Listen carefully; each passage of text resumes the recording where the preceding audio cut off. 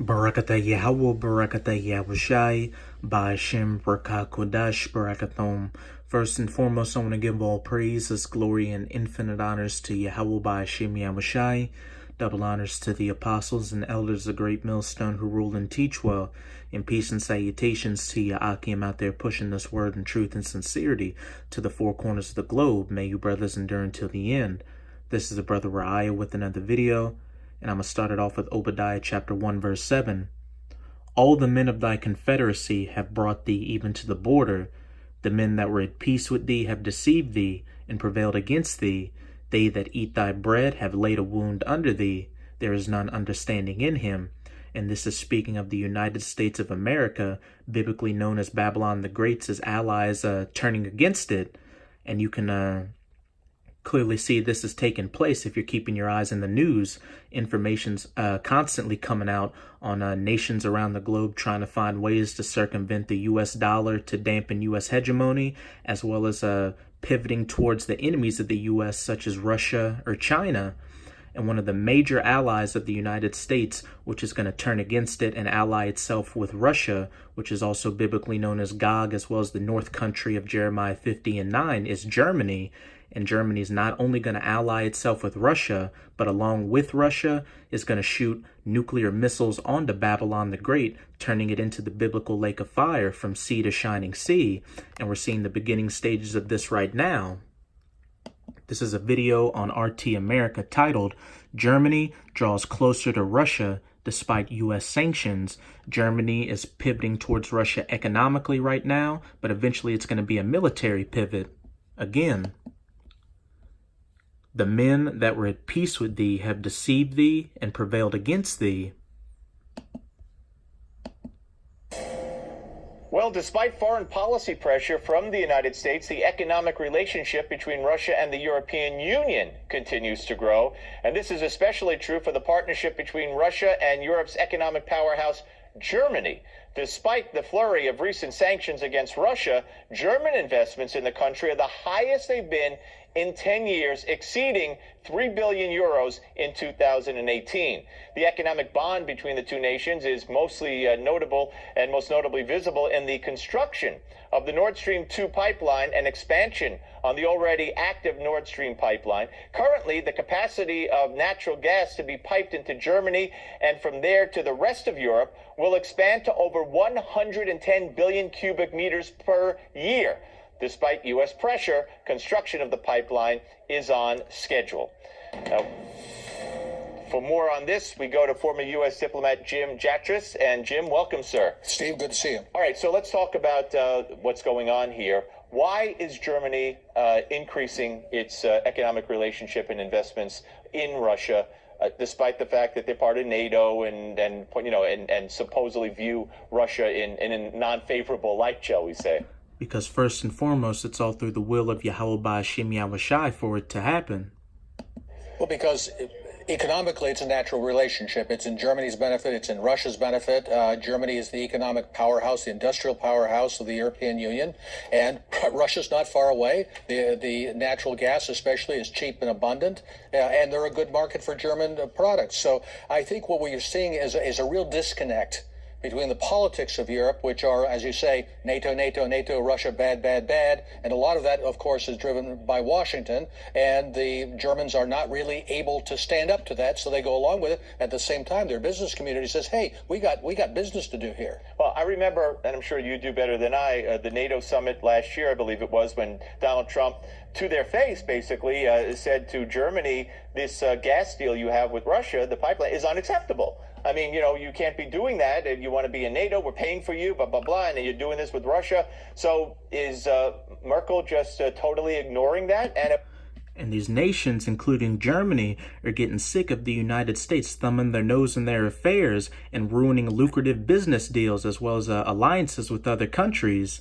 And these nations are beginning to understand that whenever they go against their own best interests to go to fulfill the interests of the United States of America, they're always the ones that feel the economic and military blowback from U.S. adventurism. It's like what Big Worm told Smokey and Friday, playing with my money is like playing with my emotions. And Big Worm went from talking shit to Smokey to shooting bullets at him. This is Daniel chapter 7, verse 20.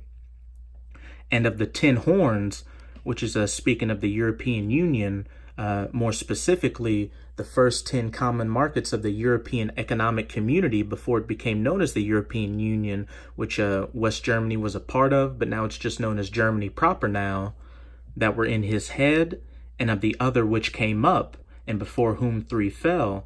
And this other horn which came up is referring to the United States of America, and where it says before whom 3 fell, it's referring to Spain, France, and England, even of the horn that had eyes and a mouth that spake very great things, whose look was more stout than his fellows. And when we go to that word stout in the Strongs, it's Strong's H 7229. Rav. Drav. Great, figurative of power, captain, chief. And we can see how the United States of America is not only the chief great power among the other Edomite nations, but it's the chief great power globally. That's why it's able to throw around its weight and bully these other nations into doing what it wants them to do. Whose look was more stout than his fellows.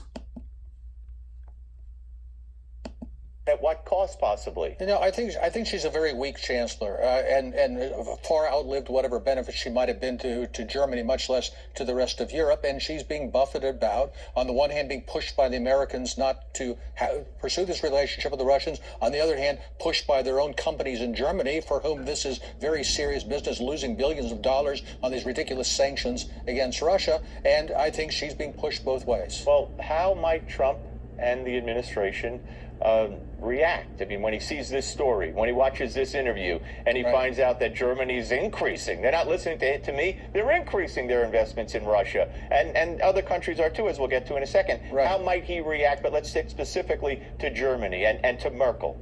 I think it really comes down to which Trump we're talking about. We talk about the Donald Trump America First, who wants to have a better relationship with Russia. Or we talk about that Donald Trump has been captured by the deep state, who's simply pursuing the same failed policies of the past. The Zionist puppet Trump of the State of Israel.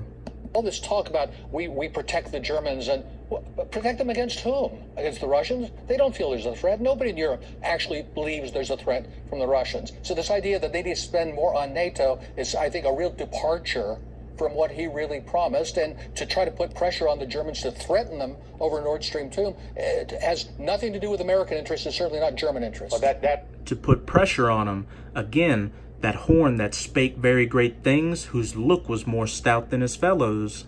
It opens up, we need you back, that opens up a whole new discussion on NATO. But let's talk about the president of Estonia. Yeah. Let's get into some precepts. This is Revelation chapter 17, verse 16. And the 10 horns, again the European Union, which thou sawest upon the beast, NATO, which Germany is a part of, Salakia. These shall hate the whore, that little horn, whose look was more stout than his fellows, the United States of America, and shall make her desolate and naked, and shall eat her flesh, and burn her with fire, that nuclear fire from those ICBMs, after they ally themselves with that northern country, Russia. This is Jeremiah 50, verse 9. For lo, I will raise and cause to come up against Babylon, the United States of America, that whore, an assembly of great nations from the north country, Russia. And that assembly of great nations is not only going to include Russia's allies such as China, Iran, and North Korea, but the allies of the United States, which are going to turn against it and ally themselves with this north country, such as England, Japan, France, and as we just saw, Germany, as they're beginning to pivot towards Russia. And they shall set themselves in array against her. From thence she shall be taken. The men that were at peace with thee have deceived thee and prevailed against thee. Their arrows shall be as of a mighty expert man, none shall return in vain. And these arrows are symbolic for those nuclear-tipped ICBMs, which they're all going to shoot onto Babylon the Great. 200 million of them, as well as the laser beams from the chariot of the Most High, which people ignorantly refer to as so-called UFOs, hitting Babylon the Great as well.